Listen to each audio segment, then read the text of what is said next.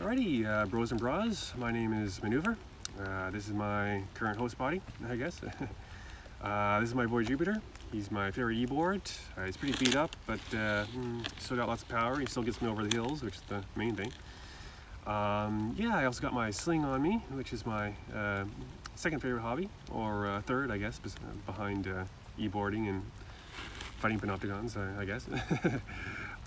Yeah, so I'm a writer, I'm not a YouTuber, so I'm just going to keep this video short and sweet and just kind of ad-lib as much as I can and just, finish it up as quickly as I can. All we're going to do is do a little slinging, do a little e-boarding. I'll talk a little bit too about Shieldwall's history if I have time, in between these activities, and I'll give you guys a little bit of our history and how it all came about, and besides that, we're just here to have fun. So, all right, let's get the show on the road. Rum. All right. Rum. Rock and roll. Well, it's pretty wet out, so I'm not going to go as fast as normal. We are off-road, but yeah, we'll have a little fun. Woo! Honestly, I highly recommend e-boarding if anyone's looking for a hobby to get into. Best way to fly around town, that's for sure.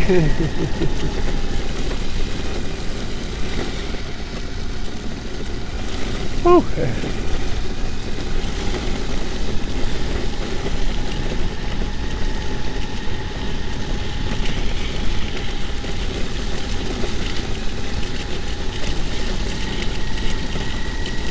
Way. Yeah, sometimes I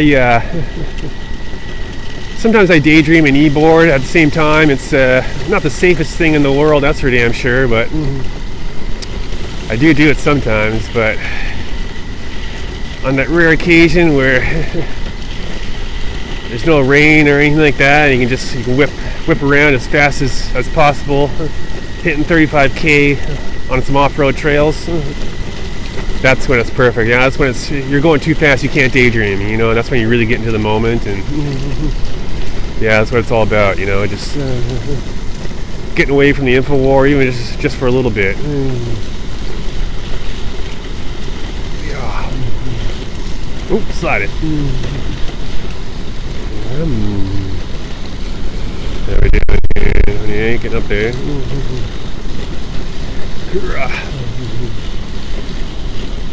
Yeah, Jupiter's seen a lot of punishment. Served me very well.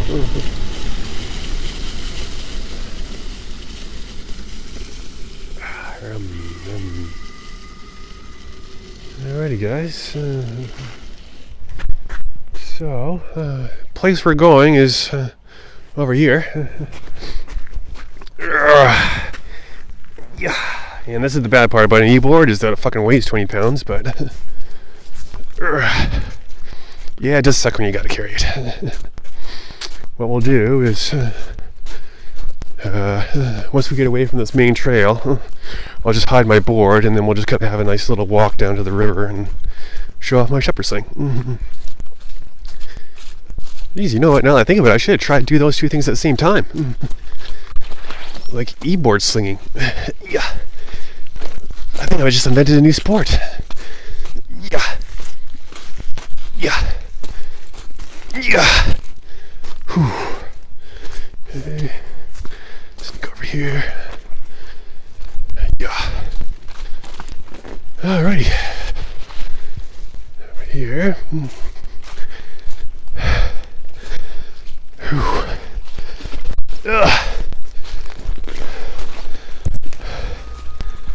Uh-oh.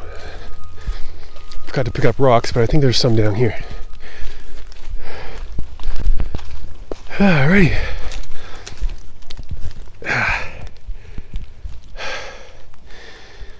I guess I'll carry my board a little farther.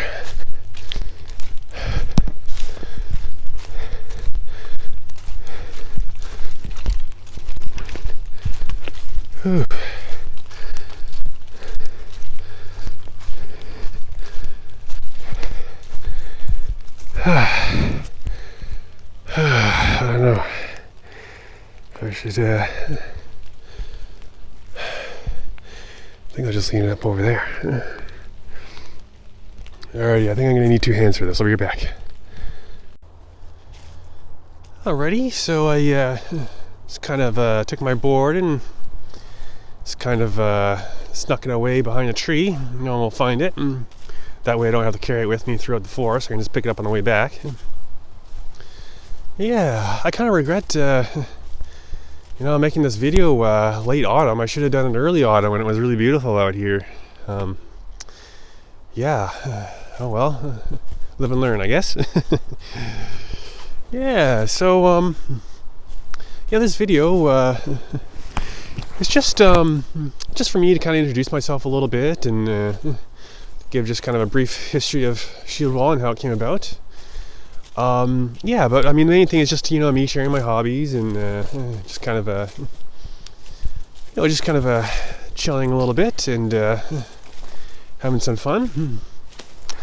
But, so I guess we'll just start off talking about me a little bit. It's a good place to start.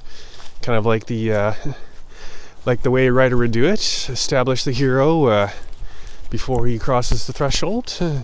See what his normal life is like before he accepts the call to adventure. I guess we'll do the same with me. So I don't want to go too far back. This is my biography, but I'll give you a little rundown of my history, I guess. I grew up on a hippie commune, basically. My dad was Catholic, and my mom was pagan, and I grew up in a mixed religious household. It's just the way it was for me, guys. Sunday Mass in the morning, and then Druidic gatherings in the evening. Just it was normal for me. It's just the way I grew up. But I had a great childhood. Lots of places to run around. My maladaptive daydreaming was able to explore and was given full reign. Lots of 5th gen sovereignty in rural area I grew up. If I didn't want my folks to find me, they couldn't. It was good. But as a daydreamer, that's all kids are like that. But then you become an adult and life comes at you fast. And I sort of went through a similar thing. My writing was always my passion. From middle school to high school, I was already getting accolades and going to writers' conferences and stuff like that, and my big passion. But you know how it is, once you graduate, it's like, all right, well, that's your hobby, but how are you going to make money? That's the question we all sort of face. It's sort of the, work hard for decades and make money, and then you'll follow your passion. That's what we all tell ourselves, I guess. I was no different. I fell into the same traps. After school, for me, I kind of put writing on hold and kind of looked for a career, I guess you could say. I mean, it sounds strange for writers, to say that, but I didn't really think writing would make any money. It was just kind of a hobby I did, after my day of work at wherever was done. So, that was sort of me after I graduated. I got into 2 things besides writing, which I kind of saw myself as a potential future for me. And those 2 things were MMA and hacking, computer hacking. MMA for me, I kind of grew up in a generation where UFC was kind of going mainstream, and it was, what's not to like about it? It's an exciting sport. I never went pro, but I did Brazilian Jiu-Jitsu for a number of years, got up to a blue belt, did a few tournaments. It's awesome, just rolling and just the camaraderie in the academy. I really enjoyed it, you know what I mean? Ultimately, I decided against it as a career just because, I really cherished my daydreams, and, being punched in the head repeatedly for decades, isn't really treating my gift properly. But, besides that, it was very interesting sport, and definitely something I still do from time to time. Obviously, Shieldwall keeps me pretty busy, so I'm not spending 6 hours at the gym every day, but I still swing by once in a while and think about what could have been. But yeah. So, I kind of marked that, I kind of crossed that off my list of potential careers, and wasn't long after that I kind of stumbled upon the hacker subculture. And that, to young guys finding that, it's something special, The hacker subculture, it's kind of like, it's like rebellion and a university kind of rolled into one. It's a really interesting culture. And I just kind of slid right in there. You run into a similar problem with hacking as well, though, which is sort of, you have your honeymoon phase and you dive in and you learn as much as you can, and it's all really exciting. But you got to make a career out of it. You got to start making money, and you got to choose your hat. Black hats are, risky and morally questionable, and gray hats, theoretically they should be the best, but realistically sometimes they come out as the worst as both. Some gray hats, I personally call myself a gray hat just because some people see white hats as being a little too square, and I sort of understand that. And in a way you would think that gray hats are the solution to that, but some of them don't pull off a good dichotomy. Some gray hat stories just make you shake your head. But the only other one is white hat, and obviously, I would encourage that because it's the right path, mostly, I guess, besides the square part, I guess. But the main problem with being a white hat is you got to be really good because there's tons of competition. And if you have talent and hard work, then that's definitely the place for you. But if your talent lies somewhere else, like it was with me, then neither of those hats were really the right career path for me. So after all that, I just basically just told myself, I'm a writer, I like daydreaming, screw everything else. I'm just gonna follow my passion, see where it leads me. So So I went back and started working on my novel, my sci-fi fantasy novel that's been percolating in my head for years. And man, that was awesome. I really just finding your destiny, and it was everything. I just even though it's poor, not making a lot of money, yada yada yada, but once you're working on your destiny, none of that stuff matters. It certainly changes your outlook. You don't have a destiny, that the dwindling bank account is just endless stress. But when you do have one, it's just another obstacle to blow past, to achieve your dream. It's just like a different way of looking at things. So how does Shieldwall come about? What does Shieldwall have to do with a fantasy novel or a sci-fi novel? Well, basically what happened was writers were strange, ladies and gentlemen. We're strange folk. We're dichotomies. Especially sci-fi writers, what do they do? Well, they spend all day writing about heroes and magical weapons and noble steeds and great battles and yada yada yada. But what does a writer do? Well, he sits in front of a computer and drinks 8 cups of coffee a day, and it's a strange dichotomy. I felt really good about what I was doing still, because my secret plan with my novel, and this is kind of how Proto Shieldwall came about, was my plan was my novel was going to be like a combination of Alinsky's Rules for Radicals and Tolkien's Lord of the Rings. Basically, what I wanted to do was I wanted to create like a cool story. It would have cool character arcs, plot, themes, the whole shebang. It would be a good fun romp that anyone could just kind of read and have a good time, be entertained. But secretly embedded within the story was going to be a guide on how people can resist the panopticons in our world. Because my novel, it was set on an alien planet, with a kind of, to picture it, imagine sort of like James Cameron's Avatar, but there's no humans. Like, it's just the Na'vi fighting amongst themselves, politics and skirmishes and stuff like that. And like in my book, they were more advanced. I kind of had more of like a diesel punk thing going on, and they were getting to the point where computers were becoming more and more common, and one of the tribes, the Panopticon question was coming about in the novel. That was what it was about. So I guess you could say like bad tribe was using the Panopticon to oppress the other tribes and take over.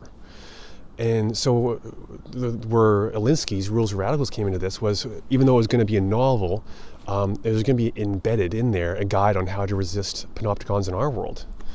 Because the whole book, is about this sort of resistance organization on a fictional planet that's fighting a fictional Panopticon. And I mean, that's a great idea. It's still something I want to do. There's a special part of me in that novel. And I still want to finish it. But what it was just the cowardness of it, like, oh, I'm so great, I'm gonna write a novel that will teach braver people how to rebel. It was just a little, it was kind of eating me up a little bit, I knew what I was doing was right, but at the same time, was it enough? And was it what I was fully capable of as a creator, as an artist or a writer? And I decided in the novel they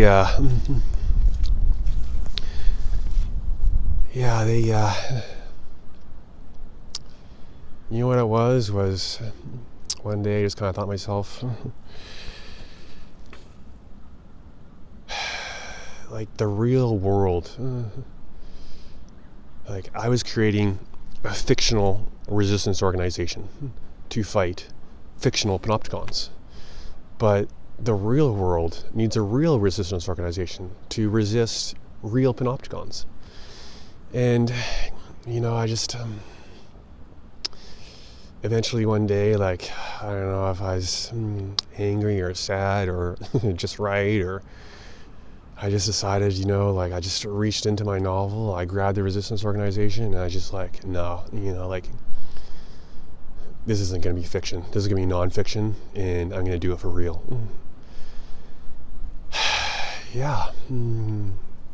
And that's when Shieldwall began.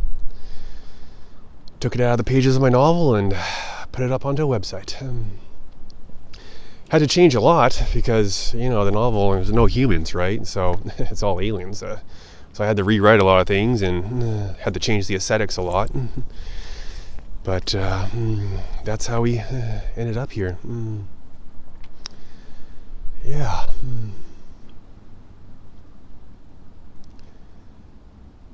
I really feel like we're on the right track.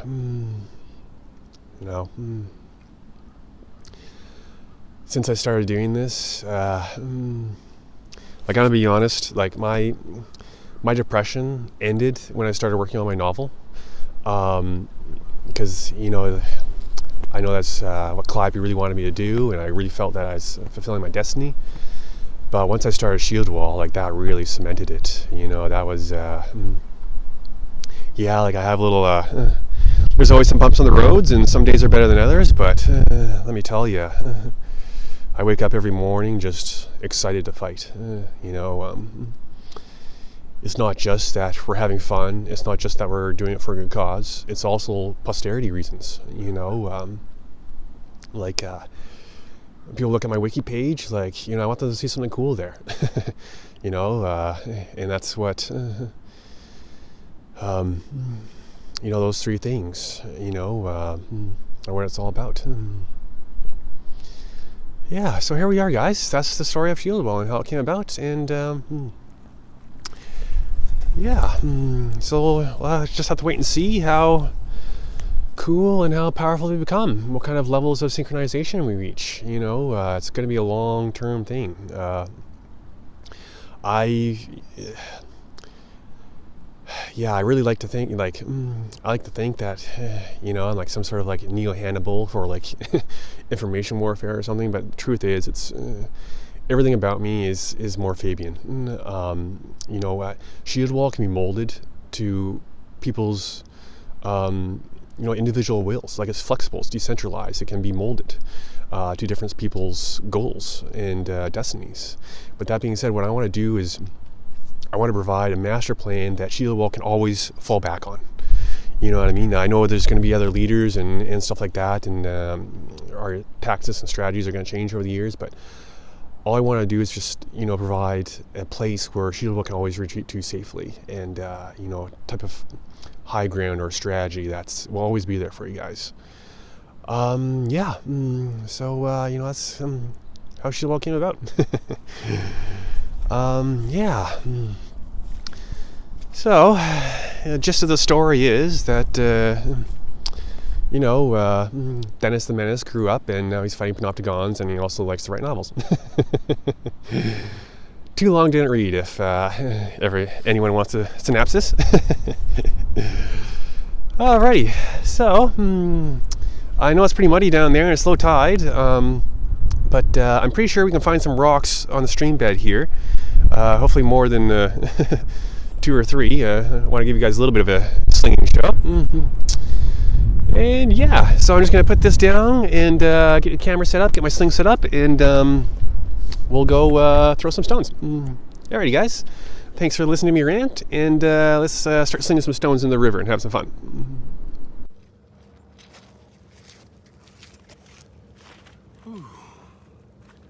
Alrighty, guys. So I went and I found a few more stones, so I'll be able to put on a little bit more of a show than just 3. That's good. So who are we slinging against? Celts, Romans, Persians, Bactrians. Let's just say Goliath. That'll be very fitting.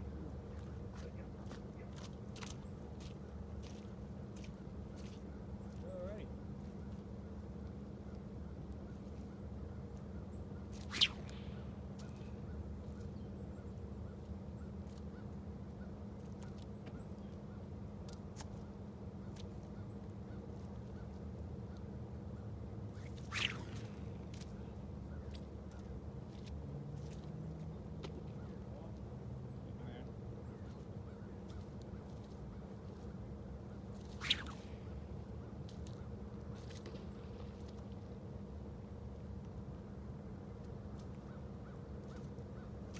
Show you guys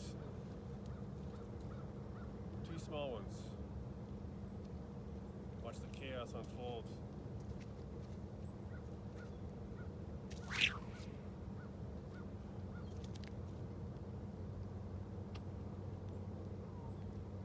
And actually the other one got stuck in my pocket. That's it. Alright, last one. Going for the far bank.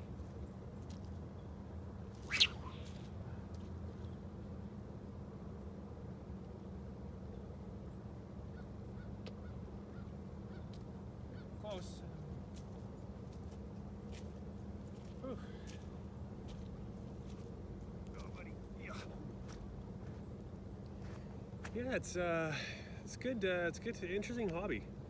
The reason I got into it was when I was listening to Xenophon's book, Anabasis. there's a part after the Greek kings and generals were assassinated, the Persian king sent a bunch of Persian horse archers to harass the Greek column. And according to Xenophon, they pushed the horse archers back with slingers, which I thought was really interesting when I read that. And I just had to try it out, just to see if, slings really could outrange bows. And definitely, yeah, I'd say they could. Especially too, like I'm using rocks, but I'm sure back in the day they would use lead bullets. I know they probably use stones if they were hurting, but if you could actually have a lead bullet, I'm sure it would go way further. More penetrating power for sure. So yeah, I definitely say it could definitely outrange bows. So it's very interesting. It gives you an interesting perspective on some ancient battles once you've tried it a few times. Yeah, definitely a good sport. I recommend it if anyone's looking to get into something. Hey, bros and bras, thanks for listening to that video. I think we had a pretty good chat. Talked about a few things. Yeah, so just a few closing statements, I guess. One is just be patient with me in my work. I really want to make sure that I sort of lay the right foundations for us. You don't want to start building on something with bad foundations, so that's why I'm really taking my time here. And really kind of trying to look ahead long term. Really knee deep in like logistical problems too. Just like yeah, like back end technical stuff, organizing mods and just recruiting and how the rep system is going to work and stuff like that. And also coordinating like PR stuff and sending emails and all that. Yeah, so just be patient, and also of course the daydreams as well. I'm in a tight spot with that because on the one hand, like, yeah, all the cool stuff comes from the daydreams, and I like to daydream twice and write once, but also, like daydreams aren't action, you know what I mean? So it's like if I'm daydreaming, it's kind of like, geez, I should be taking action. And if I'm taking action, and I'm actually writing something, like then I get worried that I haven't daydreamed enough and I'm rushing it, or the foundations aren't right. So I'm kind of in like sort of like a double bind at the moment. But yeah, I mean, we'll get through it. Shieldwall needs a lot of work, but like I'm the best guy for the job. Like I have everything planned out. Like Shieldwall's flexible for like everyone. Like I have my own sort of master plan. Like sort of like the path that I want to lead people. But Shieldwall is a flexible organization. Anyone can mold it to, like I say, for the purposes of their own self-actualization. Whatever that is, whether it's slightly selfish, like trying to get out of the rat race, or like you want to like start networking and make some money, or you really actually do want to like fight the Panopticons and put in a little bit of effort or volunteer a little bit and or donate and help us out a little bit. So yeah, that was just the the low battery indicator on my phone, so I'll try and wrap this up pretty quick. Yeah, me personally, things are going pretty good. Yeah, trying to work out a little bit more. Yeah, winter's coming in, just prepping for that, and feeling good. Yeah, anything else here? I can't really think of too much else. I mean, we're just taking it day by day, you know what I mean? If you do just kind of want to, like be a stoic lurker, that's cool. Even lurkers have their role. They pad our numbers. You know what I mean? They're good too.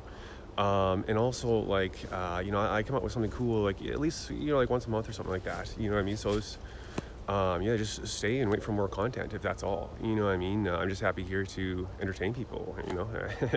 In a way too. Like it's and other people, like other SOS people who kind of join us, you'll see it's nice to have an audience, you know what I mean, and have the crowd cheering you on. That's a big part of Shieldwall's mission too, win the support of the public. So yeah, I'm having a good time, just enjoying things, and yeah, I guess I'll wrap things up there. And yeah, so thanks guys. Anyone who's watching this video, just ending up here, you've already passed like hurdles, you know what I mean? Like normal people don't end up like listening to a video like this. Shieldwall is really special, and yeah, maybe it will be big one day, you know what I mean? It definitely does have viral potential, but just like enjoy it now, you know what I mean? Like who cares whether we get that or not, you know? Just have fun with it. Panopticons have, you know, trillions of dollars in resources and advanced tech, but you know, we've got a cool factor over 9,000, and honestly, like, it's an even fight. So, yeah, and, you know, just chill and laugh and have some fun. Like, I know, like I say here, there are, you know, there's a lot of serious talk, and, you know, I mean, like, it's a little more somber, but, you know, at the end of the day, you know, this is a long game, you know, and we're talking about decades here, you know what I mean? The info war, it doesn't end, you know what I mean, you still got to play because, you know, you got to have, you want to control as much of the battlefield as possible. I mean, that's just evolution, right? But, yeah, so, yeah, just enjoy yourself, you know what I mean? This is what it's all about, having a little bit of curious energy, have a little bit of fun with things.